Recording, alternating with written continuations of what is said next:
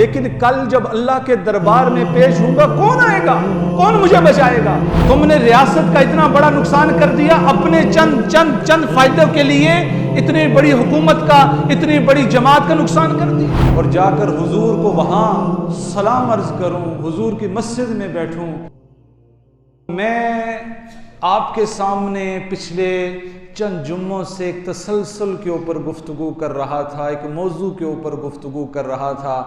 وہ جناب یہ تھا کہ آج یہ حالات امت کے سامنے کیوں ہیں، یعنی 1.25 ارب، بعض روایات تو کہتی ہیں 2 ارب کے قریب مسلمان، جو نئی تحقیقات ہیں کہ قریب مسلمان اس وقت دنیا میں موجود ہیں، اور اس کے باوجود آج اگر کوئی قوم، کوئی جماعت، کوئی مذہب اجتماعی طور پر پس رہا ہے اور اسے ظلم کا اور جبر کا اور تسلط کا اسے نشان بنایا جا رہا ہے، تو آپ کو وہ مسلمان نظر آئیں گے۔ لیکن میں نے پچھلے چند جمعوں میں آپ کے سامنے اس چیز کا مذاکرہ کیا تھا کہ یہ حالات ہمیں کیوں دیکھنا پڑ رہے ہیں۔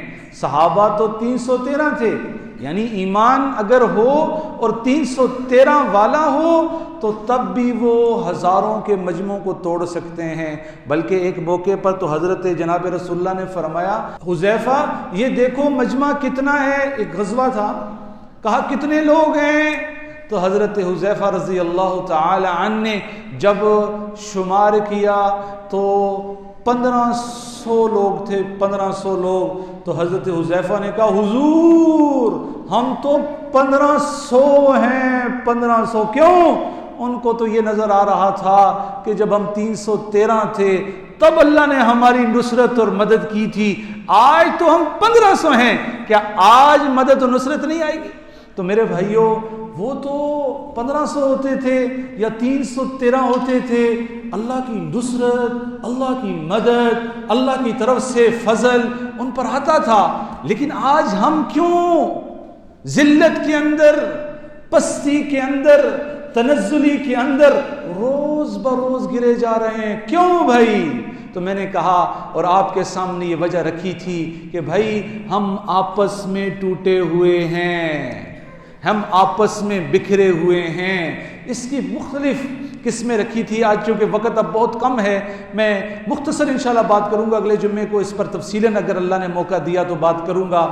ایک وجہ وہ یہ ہے کہ ہم معاملات کے اندر ابہام رکھتے ہیں، یعنی جو بھی مسلمان ہیں وہ دوست ہوں یا رشتہ دار ہوں یا خاندانی معاملات ہوں، انہوں نے اس کاروباری معاملات کے اندر ابہام رکھا ہوتا ہے، جس کی وجہ سے آپس میں اختلافات پیدا ہوتے ہیں، جس کی وجہ سے آپس میں انتشار پیدا ہوتا ہے، جس کی وجہ سے آپس میں جو ہے وہ دوریاں پیدا ہوتی ہیں۔ کیوں کہ بعض اوقات پھر ایسا ہوتا ہے کہ جب اس کے اندر تقسیم کار ٹھیک نہ ہو، حلال حرام کی پہچان نہ ہو، تو پھر اس سے ہوتا کیا ہے کہ پھر مسلمان آپس میں ٹوٹ جاتے ہیں۔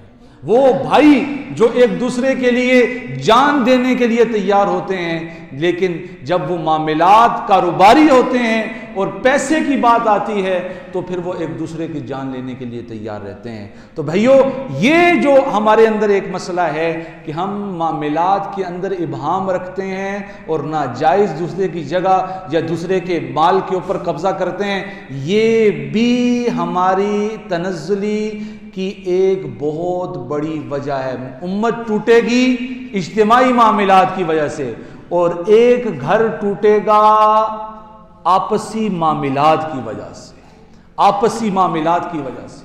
ایک حدیث آپ کو سناتا ہوں، جو ہم تو اکثر سمجھتے ہیں نا معاملات کا کیا دین سے تعلق یا معاملات کی کیا حیثیت۔ حضور صلی اللہ علیہ وسلم کی حدیث کا مفہوم فرماتے ہیں کہ اللہ رب العزت کا یہ جو بندہ ہے بعض اوقات کیا کرتا ہے کہ اللہ کے سامنے رو رہا ہے، گڑ گڑا رہا ہے، اور اس کا کھانا بھی حرام، اس کا پینا بھی حرام، اس کا لباس بھی حرام، اور اس کھانے کی وجہ سے جو وہ غذائیت حاصل کر رہا ہے وہ بھی حرام، تو اللہ اس کی دعا کیسے قبول فرمائیں گے؟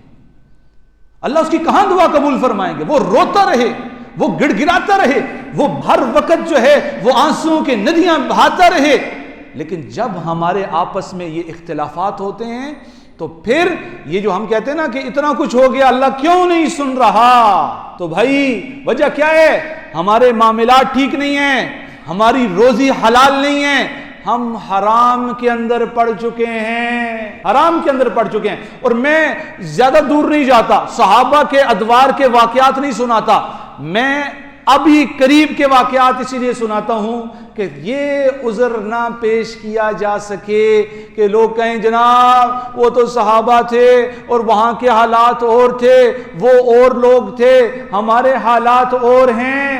حضرت اشرف علی تھانوی رحمہ اللہ نور اللہ مرقدہ، ان کے ایک مرید آئے، یہ معاملات کی بات سنا رہا ہوں، آئے اور کہنے لگے حضرت یہ اپنے بچے کو بھی آج آپ سے ملوانے کے لیے لے کر آیا۔ اب تھانوی صاحب رحمت اللہ علیہ، اللہ نے بڑی فقاہت اور بڑی بصیرت اللہ نے انہیں دے رکھی تھی۔ مرید نے جب یہ کہا حضرت بچے کو ملوانے کے لیے لایا ہوں، تو پہلا سوال یہ کیا کہ بھائی کس پر آئے ہو؟ کہا جی ٹرین پر آئے ہیں۔ کہا اچھا تو اس بچے کی عمر کتنی ہے؟ کہا جی عمر اس کی 13 سال ہے۔ اور کہا کرایہ کتنا دیا ہے؟ کہا حضرت بڑا کمال ہو گیا نا سفر میں میرے ساتھ۔ کہا کیا کمال ہوا؟ کہا یہ بچہ چونکہ 12 کا لگتا ہے، بچہ کتنے کا لگتا ہے؟ 12 کا لگتا ہے، تو میں نے کرایہ بھی ہاف دیا ہے، نصف دیا ہے۔ 13 پہ پورا کرایہ دینا ہوتا ہے اور 12 پہ نصف دینا ہوتا ہے، جو کہ شکل سے 12 سال کا لگتا ہے، تو میں نے کرایہ بھی اس کا ہاف دے دیا۔ تو حضرت نے کہا جا یہاں سے دفع ہو جا، تیرا میرے سے کوئی تعلق نہیں۔ اتنی سختی۔ اگر کوئی کہتا نا حضرت میں نماز کے اندر سستی کرتا ہوں، میرے سے ذکر کے اندر سستی ہو جاتی ہے، تو تھوڑا سا اسے ترغیب دیتے بھائی اس طرح کر لو، اس طرح کر لو، اس طرح کر لو۔ لیکن معاملات کے اندر کوئی بندہ کمزور ہوتا تو اسے برداشت نہیں کرتا۔ یعنی آپسی معاملات، یعنی تم نے اتنا بڑا نقصان کر دیا، تم نے ریاست کا اتنا بڑا نقصان کر دیا اپنے چند فائدوں کے لیے، اتنی بڑی حکومت کا، اتنی بڑی جماعت کا نقصان کر دیا۔ بلکہ ایک مرتبہ خود سفر پہ جا رہے تھے تو سامان کچھ زیادہ تھا، تو جہاں پر زائد سامان کی پرچی کٹوانی ہوتی ہے وہاں کھڑے ہوئے ہیں کون؟ اشرف علی تھانوی رحمہ اللہ۔ اب لوگوں کے اندر تعارف اتنا زیادہ، ایک بندے نے دیکھا جو وہاں کا انچارج تھا، جو گارڈ تھا، اس نے کہا حضرت آپ کیا کر رہے ہیں؟ آپ یہاں کیا کر رہے ہیں؟ کہا بھائی میرا سامان کچھ زیادہ ہے، اس کا بل دے رہا ہوں۔ کہا حضرت آپ کو ضرورت نہیں ہے، آپ آ جائیں، آپ آ جائیں، میں انشاءاللہ آپ کی ترتیب بنا دیتا ہوں۔ کہا کیسے بناؤ گے؟ کہا جی میری ڈیوٹی اسی ٹرین میں ہے جس میں آپ جا رہے ہیں، تو میرے ہوتے ہوئے آپ کو کوئی مسئلہ نہیں ہوگا۔ تو کہا میں نے تو آگے جانا ہے۔ کہا جی وہ جو اگلا گارڈ ہوگا میں اسے بھی بتا دوں گا کہ وہ آپ کو تنگ نہ کرے۔ کہا ٹھیک ہے، پھر آگے جب جاؤں گا۔ اس نے کہا حضرت اس سے آگے تو آپ کا سفر نہیں، آپ کا سفر تو یہاں مکمل ہو جائے گا۔ کہا نہیں بھائی میرا سفر تو کل قیامت کا ہے، اس دن کون سا تیرا گارڈ آئے گا جو مجھے وہاں بچائے گا؟ کون شخص مجھے وہاں بچائے گا؟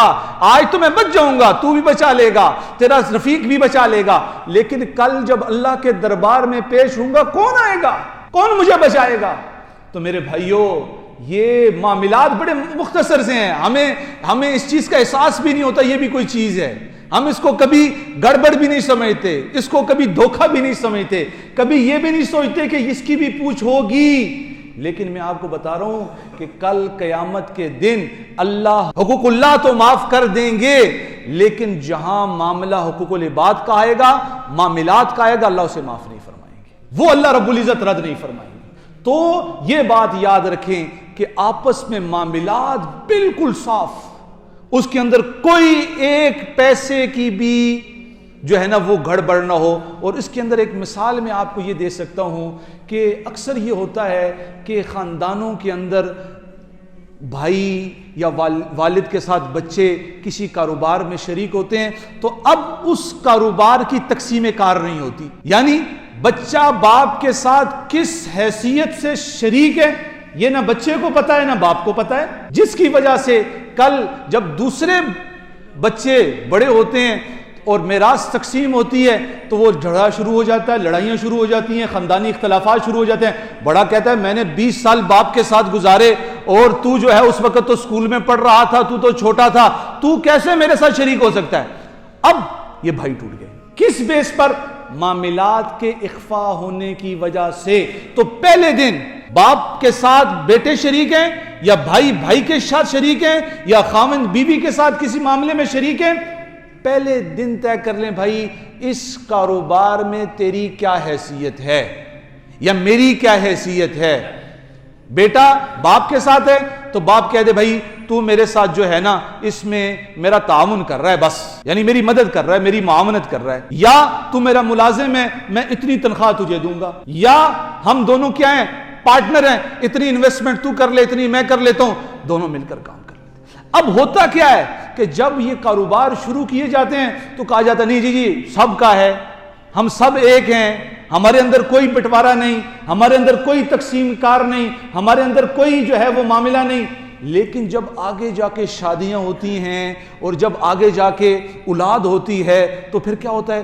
آہستہ آہستہ آہستہ آہستہ آہستہ آہستہ وہ بھائی جو ایک دوسرے کے لیے جان دینے کے لیے تیار ہوتے ہیں وہ ایک دوسرے کی جان لینے کے لیے تیار ہو جاتے ہیں۔ اسی لیے شریعت کا قاعدہ اور قانون یہ ہے کہ آپس میں رہو بھائیوں کی طرح، یعنی آپس میں جب رشتہ ہے، تعلق ہے، محبت ہے، اپنائیت ہے، ایسی جیسے بھائیوں کے اندر ہوتی ہے، لیکن جب معاملات آئیں تو اجنبیوں کی طرح، تعلقات بھائیوں والے، معاملات اجنبیوں والے۔ جیسے ایک اجنبی آدمی آپ کو ملا کہ بھائی فلاں چیز خریدنی، آپ بتاتے ہو بھائی اتنے کی ہے، اجنبی ملا یہ کام کرنا ہے، بھائی یہ کام اس صورت میں ہو سکتا اور کوئی صورت نہیں۔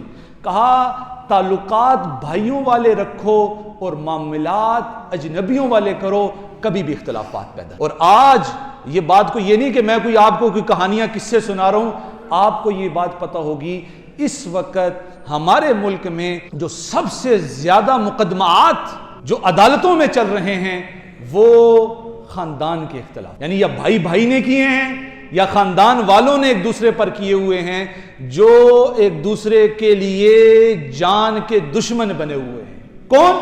وہ بھائی کہ جو اپنے بھائی کو تکلیف میں نہیں دیکھ سکتے تھے، لیکن پھر وہ وقت بھی آتا ہے کہ جب ایک وکیل مقدمہ کچھ بہتر لڑتا ہے تو دوسرا بھائی جو ہے نا شاباش دیتا ہے وکیل کو، کمال کر دیا تو نے، اس میرے بھائی کو اور رگڑا دے، اسے اور اذیت دے، اسے اور تکلیف دے۔ کون؟ کسے کہا جا رہا ہے؟ بھائی کے بارے میں کہا، بھائی کو تکلیف دینے کے بارے میں کہا جا رہا ہے۔ تو میرے بھائیوں، دوستوں، بزرگوں، تو ایک معاملہ جو ہمارے اندر بہت کثرت سے پایا جا رہا ہے وہ کیا ہے؟ معاملات کے اندر اخفا۔ اور جب معاملات کے اندر اخفا آتا ہے، جب اس کے اندر شک آتا ہے تو پھر جو ہے وہ سمجھو کہ پہلی اینٹ اور پہلا رخنا جو ہے پڑ جاتا ہے۔ تو کوئی بھی تعلق ہو کسی کے ساتھ، پہلے دن سے اس کو، جیسے قرآن میں سب سے بڑی آیت جو اللہ نے نازل کی ہے وہ یہی ہے کہ اللہ نے فرمایا جب آپس میں کوئی معاملہ کرو تو اسے لکھ لیا کرو۔ بیٹے کا باپ کے ساتھ ہو رہا ہے، لکھ لیا جائے، بھائیوں کا بھائیوں کے ساتھ ہو رہا ہے، لکھ لیا جائے، بیوی کا شوہر کے ساتھ ہو رہا ہے، لکھ لیا جائے، اسے اجنبیت نہ سمجھی جائے۔ کیوں؟ کہ کل جو اختلاف ہوگا یا کل جو جھگڑے ہوں گے وہ آج کے اس لکھنے سے کیا ہیں؟ ہلکے۔ تو ہر اس رستے سے بچیں جس سے کیا پیدا ہو رہا ہے؟ معاملات کے اندر شک پیدا ہو رہا ہے، معاملات کے اندر جو ہے وہ کھوٹ پیدا ہو رہا ہے، معاملات کے اندر جو ہے نا رخنا پیدا ہو رہا ہے۔ اور میں آپ کو بتاؤں حضور صلی اللہ علیہ وسلم نے اس شک سے بچنے کے لیے کس حد تک کوشش کی اور کس حد تک تعلیم دی کہ کہا یہ شک اتنی بری چیز ہے، یہ ایک مرتبہ پیدا ہو جائے، یعنی دو بھائی ہیں نا، پتہ لگ جائے یہ فلانا گڑبڑ کر رہا ہے، یا دو دوست ہیں گڑبڑ، اب وہ پہلا رکھنا ہے، پہلی اینٹ ہے ان کی جدائی کی۔ تو ہر اس چیز سے بچیں جو کیا کر رہی ہے؟ شک پیدا کر رہی ہے۔ ایک مرتبہ حضور صلی اللہ علیہ وسلم کہاں ہیں؟ مسجد نبوی میں ہیں، اور آپ کی ایک زوجہ ہیں آپ صلی اللہ علیہ وسلم کے ساتھ، اور کہاں ہیں؟ مسجد نبوی میں۔ حضور صلی اللہ علیہ وسلم ان کو وہاں سے رخصت کر رہے ہیں، تو سامنے ہی حجرے ہوتے تھے، تو جا رہی ہیں اور حضور دروازے پر کھڑے ہیں، دو صحابہ آ رہے ہیں، حضور صلی اللہ علیہ وسلم چونکہ اندھیرا تھا انہیں یہ تو پتہ چل گیا کوئی نکل رہا ہے، شکل تو سامنے نہیں آئی، تو حضور صلی اللہ علیہ وسلم نے بلایا ان کو، بھائی ادھر آؤ ادھر آؤ ادھر آؤ، کہا یا رسول اللہ حاضر، یا رسول اللہ حاضر، حضور نے فرمایا یہ جو سامنے عورت جا رہی ہے یہ کون ہے؟ یہ فلاں بنت فلاں ہے، یعنی میری فلاں زوجہ ہے جو فلاں کی بیٹی ہے۔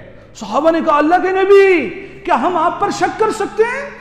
اور ہم تو آپ کے لیے جانے دینے کے لیے تیار ہیں، کیا ہم آپ کے بارے میں کوئی غلط بات سوچ سکتے ہیں؟ حضور صلی اللہ علیہ وسلم نے فرمایا بھائی شک کے رستے سے بھی بچو، شک کے رستے، حالانکہ حضور پر نہیں تھا، کوئی شک بھی نہیں ہو سکتا تھا، لیکن اتنی سخت تعلیم امت کو دی کہ جس چیز سے شک بھی پیدا ہو رہا ہو اس سے بھی کیا کرو، اپنے آپ کو بچاؤ، اور کہا یہ میری فلاں زوجہ ہے جو میرے حجرے میں جا۔ تو میرے بھائیوں ہمیں آپس میں یہ بات طے کر لیں، یہ جو اختلافات ہیں یا انتشارات ہیں ان کی ایک بہت بڑی وجہ معاملات کی جو ہے وہ تقسیم کار نہیں ہے، اسی لیے آج ان کے اندر بہتری کر لیں۔ کیوں؟ حدیث میں آتا ہے حضور صلی اللہ علیہ وسلم نے فرمایا کہ اگر کسی نے ایک بالشت زمین ناحق کسی کی قبضہ کر لی، کتنی؟ ایک بالش، یہ جتنا ہاتھ ہے، اتنی ناحق قبضہ کر لی، کل قیامت کے دن اللہ 7 زمینوں کو اس کے گلے کا توق بنائے، 7 زمینوں کو ایک بالش۔ تو میرے بھائیوں کل معاملہ بڑا خطرناک ہے۔ حضرت اشرف علی تھانوی رحمہ اللہ نے فرمایا آج تو مجھے بچا لے گا، لیکن کل جب میں اللہ کے دربار میں جاؤں گا تو مجھے کون بچائے گا؟ کل کون سا چوکیدار یا گارڈ مجھے بچائے گا؟ تو آج اپنے معاملات کو کلیئر کر لیں، آج اپنے معاملات کو واضح کر لیں، یہ نہ ہو کل یہ ہمارے لیے جو ہے دنیا سے جانے کے بعد بھی جو ہے وہ عذاب کی صورت اور اختلافات کی صورت اور انتشار کی صورت جو ہے وہ برقرار رہے۔ اللہ سے دعا ہے جو کہا جو سنا اللہ اس پر ہمیں عمل کرنے کی توفیق عطا فرمائے اور آپس میں ہمیں محبت، الفت اور راحتیں عطا فرمائے۔